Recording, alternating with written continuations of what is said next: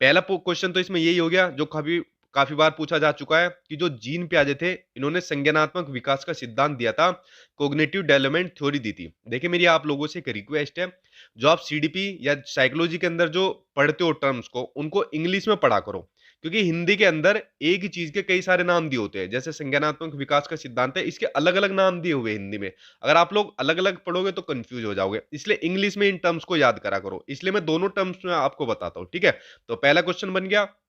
दूसरा क्वेश्चन देखते हैं। जीन पियाजे स्विट्जरलैंड के मनोवैज्ञानिक थे। ये क्वेश्चन आपका कई बार पूछा जा चुका है और टेट एग्जाम में तो खासकर पूछते हैं कि जीन पियाजे किस देश के मनोवैज्ञानिक थे। स्विट्जरलैंड के मनोवैज्ञानिक थे। डी ट्रिपल एस में भी ये क्वेश्चन आपका आया हुआ है। इस विकास का प्रतिपादन इन्होंने किया था। उसके बाद अगला पॉइंट देखते हैं। इन्होंने अपने बच्चों और आस पड़ोस के बच्चों पर संज्ञान यानी कोग्निटिव या ज्ञानात्मक या फिर मानसिक विकास का अध्ययन किया था। देखो जीन पियाजे ने अपने बच्चों पर ही एक्सपेरिमेंट कर दिया। 3 बच्चे थे इनके, उन पर इन्होंने इसका एक्सपेरिमेंट करके अध्ययन किया था। हालांकि काफी आलोचना इनकी हुई थी, लेकिन क्या करें, इसी तरीके के ये थे, ठीक है। तो ये आपका बन गया कि ज्ञानात्मक, संज्ञान और मानसिक विकास का अध्ययन इन्होंने किया था इस सिद्धांत के अंदर। उसके बाद आगे देखते हैं।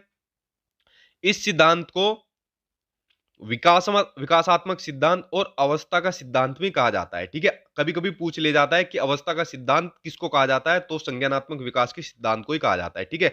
अवस्थाओं का सिद्धांत क्यों कहते हैं, इसके बाद जो इसमें अवस्थाएं बताई हुई है वो महत्वपूर्ण है, ठीक है। इसलिए मैं कहता हूं इंग्लिश में टर्म्स याद करिए। उसके बाद आगे पढ़ते हैं इनके बारे में। देखिए उसके बाद है इसमें, पियाजे का मानना है कि जैसे जैसे बच्चे में जैविक परिपक्वता यानी बायोलॉजिकल मैच्योरेशन आती है, वैसे वैसे वह वस्तुओं के बारे में अपने दिमाग में कंसेप्ट बना लेते हैं। अब देखो इसको एग्जांपल से मैं आपको समझाता हूं, जीन पियाजे ऐसा क्यों मानते थे। देखो यहां पर आपको एक फोटो दिख रही है, ये अंडरटेकर है, डब्ल्यू में एक रेसलर है। जब आप लोग छोटे होंगे या मैं भी छोटा था, तो उस टाइम पर एक कंसेप्ट बना हुआ था कि अंडरटेकर मर गया और मरने के बाद दोबारा जिंदा होकर फाइट करने आ गया। तो एक बार नहीं है, 3 बार मरा और 3 बार फाइट करके वापस आ गया। अच्छा एक बात बताओ, अगर कोई आदमी मर गया तो क्या पॉसिबल है वो जिंदा होकर वापस आ जाएगा, वो भी 3 बार? नहीं। लेकिन ऐसे कुछ कंसेप्ट बना लिए थे हमने अपने माइंड के अंदर। लेकिन जैसे जैसे मैच्योर होते चले गए, बड़े होते चले गए, हमारे अंदर एक कंसेप्ट बन गया कि भाई मरा हुआ आदमी कभी भी जिंदा नहीं हो सकता, ठीक है। तो यही सब चीज के अंदर जीन पियाजे ने अपने पूरे एक्सपेरिमेंट किए थे, अपना पूरा अध्ययन किया था और इन्हीं सभी चीज को बताया था कि भाई जो विकास होता है यानी जो डेवलपमेंट होता है, पहले विकास होता है उसके बाद लर्निंग आती है। ये क्वेश्चन आपका कई बार सीटेट के एग्जाम में पूछा जा चुका है, ठीक है। पहले क्या होगा, आपका विकास होगा यानी डेवलपमेंट होगा, और उसके बाद होगा आपका लर्निंग यानी कि अधिगम, ठीक है। क्योंकि एक और मनोवैज्ञानिक थे लेव वाइगोत्स्की, उनके अंदर और जीन पियाजे के अंदर मेन डिफरेंस यही था। वो ये बोलते थे पहले लर्निंग होगी, समाज से संस्कृति से बच्चा सीखता है, उसके बाद विकास होगा। लेकिन जीन पियाजे बोलते थे पहले विकास होगा उसके बाद अधिगम होगा, ठीक है। तो इस पॉइंट को अच्छे तरीके से देख लेना, ये बहुत बार आपके एग्जाम में आ चुका है। तो समझ गए इस कंसेप्ट को आप, जैसे जैसे बड़ा होता जाता है, मेच्योर होता जाता है, उसका विकास होता जाता है, ठीक है। नेक्स्ट पॉइंट देखते हैं। नेक्स्ट है इसमें इसकी डेफिनेशन। देखिए ये डेफिनेशन कई बार एग्जाम में पूछी जा चुकी है और यही डेफिनेशन सबसे ज्यादा इंपॉर्टेंट है जो आपके एग्जाम में आती है, कि बच्चे सक्रिय ज्ञान निर्माता तथा नन्हे वैज्ञानिक है जो संसार के बारे में अपने सिद्धांतों की रचना करते हैं। इसको सेम एज इट इज अपनी कॉपी में लिख लेना, यही आपकी सेम एज इट इज उठ के आती है इसकी डेफिनेशन, परिभाषा, ठीक है, जो कि जीन पियाजे ने दी थी। अब देख लेते हैं इसमें इंपॉर्टेंट टर्म्स जो आपके एग्जाम के लिए बहुत ही महत्वपूर्ण है। कंसेप्ट ऑफ कोग्निटिव डेवलपमेंट, इस कंसेप्ट देखते हैं। पहला कंसेप्ट है इसका अनुकूलन, या फिर जिसको हिंदी में बोलते हैं अडेप्टेशन। इसके बारे में देखते हैं। वातावरण के अनुसार अपने आप को ढालना अनुकूलन कहलाता है, ठीक है। वातावरण के अनुसार अपने आप को ढालना क्या कहलाता है, अनुकूलन कहलाता है। आपने देखा है ना, अगर कुछ लोग, गांव के कुछ लोग होते हैं अपनी देसी भाषा बोलते हैं, ठीक है, लेकिन जब वो शहर में जाते हैं तो कहीं ना कहीं देसी लैंग्वेज पे थोड़ा कंट्रोल करते हैं कि यार अगर मैं यहाँ भी ये लैंग्वेज बोलूंगा ना तो ये मुझे गवार समझेंगे। इस तरीके से वो क्या काम करते हैं, वो वातावरण के अनुसार अपने आप को ढाल लेंगे। पूरा एक्यूरेट शहरी भाषा नहीं बोलेंगे, लेकिन थोड़ा बदलाव करेंगे और अपने आप को ढाल लेंगे, ठीक है। तो यही होता है आपका अडेप्टेशन यानी कि अनुकूलन। अब इसमें जो इंपोर्टेंट टर्म्स है जो आपके एग्जाम में आती है उनको देखना आपके लिए जरूरी है। वो इंपोर्टेंट टर्म्स आपकी पहली है आत्मसातकरण यानी कि एसिमिलेशन। ये क्या होती है, जब पूर्व ज्ञान को नए ज्ञान के साथ जोड़ा जाता है तो ये कहलाता है आपका आत्मसातकरण। एग्जांपल लेते हैं। मान लीजिए आपने छोटे बच्चे ने एक डॉगी देखा कि भाई इसके ये 4 टांगे हैं, एक इसकी पूंछ है और ये भो भो की आवाज निकालता है। तो इसको बता दे कि भाई ये डॉगी है, तो बच्चे ने अपने माइंड के अंदर कंसेप्ट बना लिया ये डॉगी है। कुछ दिन बाद बच्चे ने दूसरा डॉगी देखा कि भाई इसकी भी पूंछ है, इसकी भी चार टांगे है, ठीक है, ये भी भौ भौ कर रहा है, लेकिन कलर इसका व्हाइट है। तो इसने क्या काम करा, जो पहले डॉगी देखा था उसके बाद अपने एक और नया डॉगी देखा, तो पूर्व ज्ञान को नए ज्ञान के साथ अपने आप जोड़ लिया, ठीक है, कि भाई भौ भौ भी कर रहा है, चार टांगे भी है, पूछे भी है। तो यही होता है आपका एसिमिलेशन, जब पूर्व ज्ञान को नए ज्ञान के साथ जोड़ा जाता है। उसके बाद दूसरी टर्म्स है इसमें जो कि आपकी काफी महत्वपूर्ण है, वह आपकी समायोजन यानी अकोमोडेशन। जब पूर्व ज्ञान में परिवर्तन करके वातावरण के साथ तालमेल बिठाया जाता है तो वो कहलाता है आपका समायोजन। अब बच्चे ने पहले डॉगी देखा था ब्लैक कलर का, उसे चार टांगे दिखाई दी, पूंछ दिखाई दी, भोवो की आवाज दिखाई दी। उसके बाद दूसरा उसने डॉगी देखा तो पूर्व ज्ञान को नए ज्ञान के साथ जोड़ लिया, लेकिन कुछ दिन बाद उसने एक बिल्ली देखी। अब इसने बच्चे ने सोचा यार इसकी भी चार टांगे हैं, इसकी भी मूछें हैं, लेकिन ये भोवो की जगह जगह म्याऊं म्याऊं की आवाज निकाल लिया है। तो बच्चे ने अपने पूर्व ज्ञान में परिवर्तन करा कि भाई जरूरी नहीं है जिसकी चार टांगे होगी या जो जिसकी मूछ होगी वो डॉगी होगा, वो बिल्ली भी हो सकती है, वो शेर भी हो सकता है। तो उसने क्या काम करा, उसमें पूर्व ज्ञान में परिवर्तन करके वातावरण के साथ तालमेल बैठा लिया, ठीक है, ये होता है आपका समायोजन। अब चलते हैं नेक्स्ट टर्म्स के ऊपर है। नेक्स्ट आपका साम्याधारण या फिर संतुलन, जिसको इक्विलिब्रेशन बोल देते हैं। इसके अंदर कुछ नहीं है, ये होता है सिर्फ इसके द्वारा बच्चा आत्मसातकरण और समायोजन की प्रयोग प्रक्रियाओं के बीच संतुलन कायम करता है, यानी बैलेंसिंग का काम ये करता है। इसके अंदर सिर्फ ये जानना आपके लिए जरूरी है, ठीक है, जो ऊपर दोनों बताइए उनके बीच संतुलन का काम करता है। अब देखते हैं नेक्स्ट टर्म्स। देखो ये दो टर्म्स है, ये आपके एग्जाम में बहुत बार पूछी जाती है और सबसे ज्यादा पूछी जाती है स्कीमा, लेकिन दोनों का ये आपके लिए जानना जरूरी है। चलिए बात कर लेते हैं इसके बारे में भी। पहली चीज है स्कीम्स। ये क्या होता है, किसी काम को करने के अलग अलग तरीके को स्कीम्स बोलते हैं। जैसे जब बच्चों को भूख लगती है तो वो रोता है, क्यों रोता है, क्योंकि उसे पता है अगर रोएगा तो रोने से दूध मिलेगा, ठीक है, इसलिए बच्चा क्या काम करता है, रोता है। तो ये होती है स्कीम, जब किसी काम करने को अलग अलग तरीके होते हैं। दूसरी होती है आपकी very very important schema. Schema क्या होती है, शरीर के द्वारा की जाने वाली क्रियाएं या एक्टिविटीज जो माइंड से जुड़ी होती है। आप लोग अपने मोबाइल में जो मैं वीडियो बना रहा हूं इसको देख रहे हो ना, तो अपने अपने हाथ में मोबाइल पकड़ा हुआ है, तो मोबाइल जो आपने पकड़ा हुआ है, जो एक्टिविटीज हो रही है आपके माइंड से ही तो हो रही है ना, ठीक है। जैसे दूसरा एग्जांपल है, छोटा बच्चा बॉल पकड़ता है, तो बॉल कैसे पकड़ता है, जो एक्टिविटीज उसके माइंड के थ्रू होती है उससे पकड़ता है। आइसक्रीम खाता है या फिर चूसता है, जो आपने हाथ में मोबाइल पकड़ा हुआ है, ये सब एक्टिविटीज कौन कर रहा है, आपकी बॉडी कर रही है, और किसके थ्रू कर रही है, आपके माइंड के थ्रू कर रही है। तो यही होती है आपकी स्कीमा, ठीक है, इसको भी आप समझ गए। अब बात कर लेते हैं महत्वपूर्ण अवस्थाओं की, जहां से आपके क्वेश्चन भर भर के आपके एग्जाम के अंदर आते हैं, और यहां से कंफर्म आपका एक नंबर का तो जरूर एग्जाम के अंदर आता है, ठीक है। वह जीन पियाजे की अवस्थाएं। तो जीन पियाजे ने विकास की चार अवस्थाएं बताई थी। पहला टर्म्स तो ये क्वेश्चन आपका ये हो गया कि जीन पियाजे ने कितनी अवस्थाएं बताई थी, चार अवस्थाएं। चारों के बारे में डिटेल में बात करते हैं। देखिए पहली अवस्था है इसमें संवेदी पेशीय अवस्था, जिसको कि सेंसरी मोटर स्टेज बोल देते हैं, जो कि होती है जन्म से लेके 2 वर्ष तक। ठीक है। अच्छा, संवेदी पेशीय अवस्था, संवेदीय गामक अवस्था, हिंदी में कई इसके नाम है, इसलिए मैं बोलता हूं इन टर्म्स को आप साइकोलॉजी में या सीडीपी में इंग्लिश में इनको नाम याद कीजिए कि सेंसरी मोटर स्टेज, जन्म से लेकर 2 साल तक की। अब देखो इस बच्चा में, इस अवस्था में बच्चा कैसे सीखता है।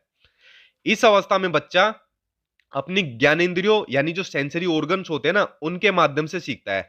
तभी तो इसका नाम सेंसरी मोटर स्टेज रखा है, क्योंकि अपनी सेंसरी ऑर्गन्स के थ्रू सीखता है। अब ज्ञानेंद्रिया बच्चों की कौन कौन सी होती है, आंख होती है, कान होती है, नाक होती है, स्किन होती है, जीभ होती है। इनके माध्यम से बच्चा इस अवस्था में सीखता है। पहला ये आपका पॉइंट बनेगा, ठीक है।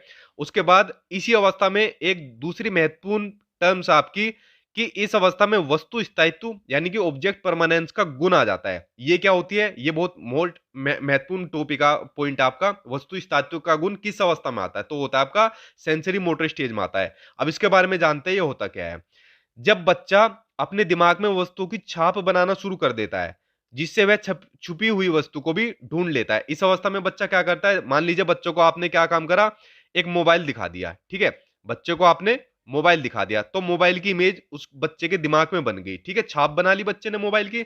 अब इस मोबाइल को अगर मान लो आप इन तकियों के पीछे छिपा दोगे ना, तो बच्चा अपने सेंसरी ऑर्गन्स के थ्रू, जो मैंने अभी ऊपर बताए, उनके माध्यम से मोबाइल को ढूंढ लेना। चाहे तो आप लोग ट्राई कर लेना, या कुछ उनने भी ट्राई भी किया होगा। तो ऑब्जेक्ट परमानेंस यानी वस्तु स्थायित्व का गुण आपका आ जाता है सेंसरी मोटर स्टेज में, ठीक है, यानी पहली अवस्था में। अब बात करते करते हैं अगली अवस्था की। अगली अवस्था है पूर्व संक्रियात्मक अवस्था, जिसको कि प्री ऑपरेशनल स्टेज बोल देते हैं, ये होती है आपकी 2 साल से लेके 7 साल तक की। इन वर्ष को भी अच्छी तरीके से कर लेना, कभी कभी सिंपल यही पूछ लेता है एग्जामिनर कि बताइए प्री ऑपरेशनल स्टेज कितने साल से लेके कितने साल तक की होती है, तो होती है 2 साल से लेके 7 साल तक की। अब इस अवस्था के बारे में जानते हैं क्या होता है। यह क्रिया करने से पहले की अवस्था है, जैसे कि पता चल रहा है नाम से, पूर्व संक्रियात्मक अवस्था यानी क्रिया करने से पहले की अवस्था। इसमें बच्चा सामने आने वाली चीजों को देख पाएगा, समझ पाएगा, लेकिन कोई क्रिया नहीं कर पाएगा। ठीक है, ये होती है आपकी पूर्व संक्रियात्मक अवस्था। अब इसमें इंपॉर्टेंट टर्म्स जानते हैं जहां से आपके क्वेश्चन बनते हैं।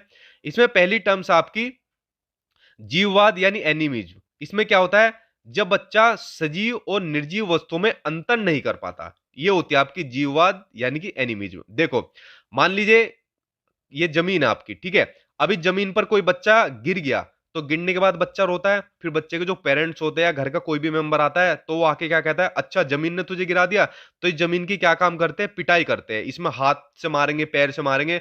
तो बच्चा रोता रोता क्या होता है, चुप हो जाता है। ठीक है, और कभी कभी देखा गया बच्चा खुद भी मारता है, खुद भी मारने लग जाता है वो मम्मी पापा के साथ कि इसने मुझे गिराया। क्योंकि बच्चों को भाई पता ही नहीं है, उसे लिविंग और नॉन लिविंग चीजों के बारे में अंतर करना नहीं जानता बच्चा। वो सोचता है इसने मुझे गिराया तो अब मैं इसकी पिटाई करूंगा।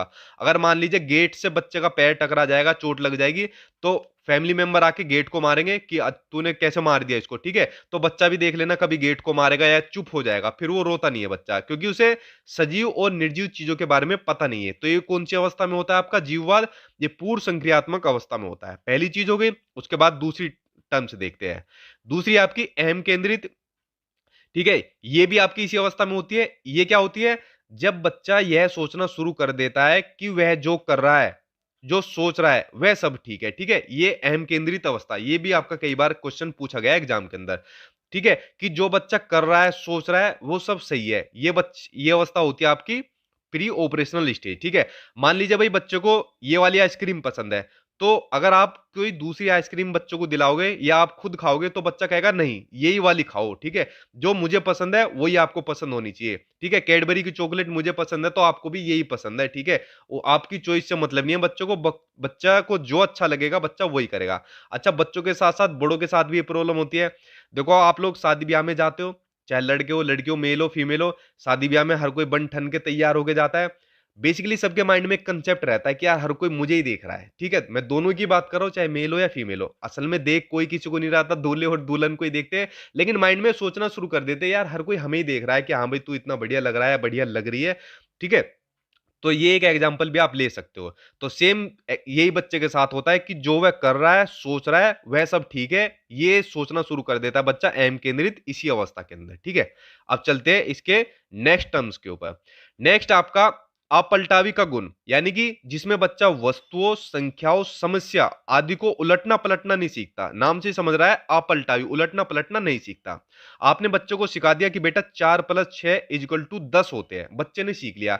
लेकिन अगर आपने क्वेश्चन को उल्टा कर दिया कि बताओ तो 6+4 कितने होते हैं, तो बच्चा कंफ्यूज हो जाएगा कि कितने हो जाते हैं। हालांकि 10 ही होंगे, लेकिन हमको यह बात पता है। क्यों? क्योंकि हमें पलटावी का गुण आता है हमारे अंदर, लेकिन बच्चों को नहीं पता।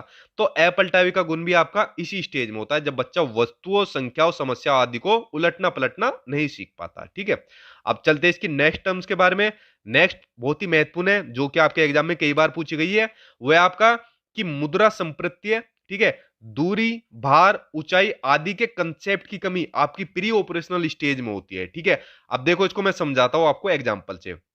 मुद्रा संप्रत्यय, ये जो आपका मनी का कंसेप्ट है, इसकी कैसे होती है इस अवस्था में कमी। देखो, आप एक काम करके देखना, कभी बच्चों को कुछ 2000 रुपए के नोट दे देना, और कुछ बच्चों को बहुत सारे सिक्के दे देना। भाई हमें ही तो पता है 2000 की वैल्यू ज्यादा होती है सिक्कों की नहीं होती, लेकिन बच्चों को नहीं पता। बच्चों को से पता है जो चीज ज्यादा होगी, जिसकी क्वांटिटी ज्यादा होगी, उसकी वैल्यू ज्यादा है। अब बच्चों को चाहे आप दे के देख देना, 2000 के कुछ नोट दे दो या बहुत सारे सिक्के दे दो, बच्चा सिक्के के ऊपर टूटेगा, उन्हें पकड़ेगा। तो क्यों, ये जो मुद्रा संप्रत्यय है बच्चों को ये नहीं समझ में आता। ठीक है, इसी स्टेज में बच्चों को नहीं समझ में आता। जैसे दूसरा आपका इसके अंदर दिया हुआ है दूरी, दूरी का दिया हुआ है बच्चों को, दूरी में, डिस्टेंस में आपका कंफ्यूजन रह जाती है। आपने देखा होगा कुछ बच्चे जब स्कूल जाते हैं तो बहुत रोते हैं। मेरे स्कूल में भी थे कुछ 2-3 बच्चे ऐसे थे, जब स्कूल आते थे बहुत रोते थे, तो उनके घर वाले उनको डांटते हुए स्कूल में लाते थे। भाई बच्चे की गलती नहीं है, जिस स्टेज में बच्चा है उस स्टेज में बच्चे के साथ ये प्रॉब्लम रहेगी, ठीक है। तो आप एज ए टीचर, आपको ये चीज पता है तो आपने उनको पेरेंट्स को भी बतानी चाहिए। जब वो स्कूल में आएगा तो रोएगा, और जब स्कूल से अपने घर जाता है तो हंसता हुआ जाता है, ठीक है। रोता नहीं है, हंसेगा नहीं तो रोएगा भी नहीं। क्यों? क्योंकि भाई उसे डिस्टेंस के बारे में नहीं पता। लेकिन देख लेना, दोनों का डिस्टेंस बराबर ही तो है, स्कूल से घर जाए चाहे घर से स्कूल जाए, लेकिन उसको डिस्टेंस में कंफ्यूजन रहती है, ठीक है।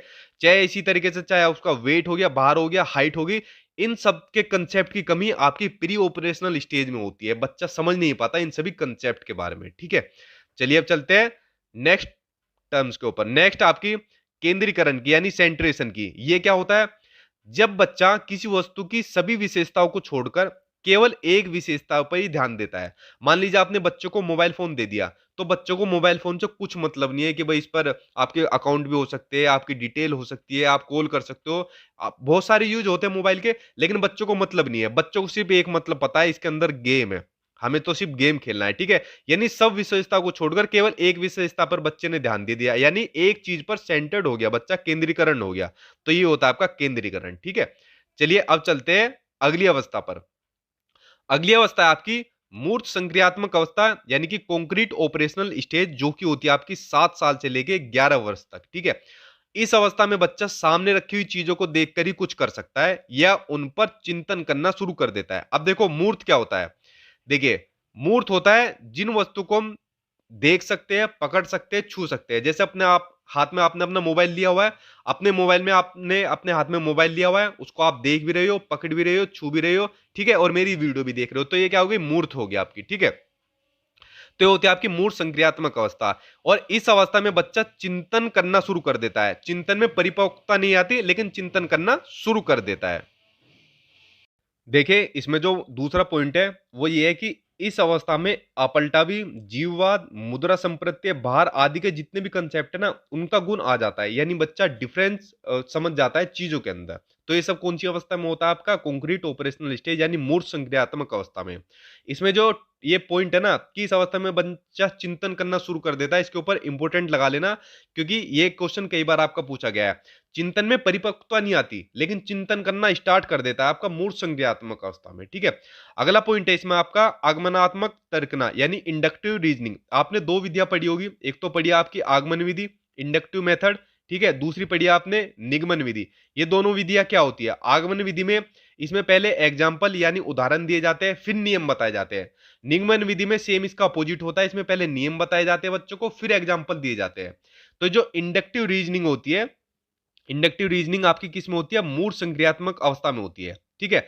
यानी कि जब बच्चा उदाहरण के ऊपर आधारित होकर तर्क करने लगता है। कैसे? फॉर एग्जाम्पल मैं आपको बताता हूं। हमने बच्चे से पूछा कि बेटा बताओ, पेड़ जरूरी है या नहीं? तो बच्चा कहेगा कि सर पेड़ हमारे लिए बिल्कुल जरूरी है। क्यों? क्योंकि इससे हमें ऑक्सीजन मिलती है, ठीक है। तो बच्चे को हमने पहले एग्जाम्पल दिया पेड़ का, ठीक है, चाहे पेड़ की फोटो दिखाई, वीडियो दिखाई, या सामने उसके एज इट इज पेड़ के सामने हम उसको ले गए।